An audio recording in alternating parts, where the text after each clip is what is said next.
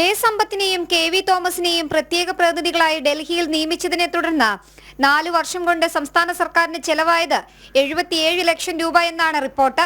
വിവരാവകാശ നിയമപ്രകാരം യൂത്ത് കോൺഗ്രസ് ദേശീയ കോർഡിനേറ്റർ വിനി തോമസിന് ഡൽഹി കേരള ഹൌസിലെ റെസിഡന്റ് കമ്മീഷണറുടെ ഓഫീസ് നൽകിയ മറുപടിയിലാണ് ഇക്കാര്യം വ്യക്തമാക്കിയിട്ടുള്ളത്.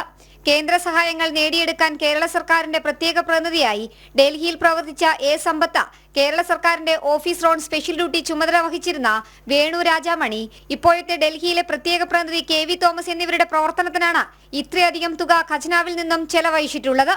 എ സമ്പത്തിന്റെ വേതനവും ആനുകൂല്യങ്ങൾക്കുമായി 2019 ഓഗസ്റ്റ് മുതൽ 2021 ഫെബ്രുവരി വരെ 14,20,994 രൂപയാണ് ചെലവഴിച്ചത്. പേഴ്സണൽ സ്റ്റാഫിന്റെ വേതനത്തിന് 23 ലക്ഷം രൂപയാണ് ചെലവഴിച്ചത്. യാത്രാബത്തയായി 8,51,952 രൂപയും ചെലവഴിച്ചു. വാഹന ചെലവ് 1,65,422 രൂപയാണ്. കെ വി തോമസിനാകട്ടെ 2023 ജനുവരി മുതൽ 2024 ജനുവരി വരെ ഓണറേറിയം മാത്രമായി 12,38,710 രൂപ ചെലവഴിച്ചു. പേഴ്സണൽ സ്റ്റാഫിന്റെ വേതനമായി 14,47,724 രൂപയും വിമാനയാത്രക്കൂലിയായി 1,49,350 രൂപയും വാഹനത്തിൽ ഇന്ധനമടിക്കാൻ മാത്രം 51,775 രൂപയും ഖജനാവിൽ നിന്നായി.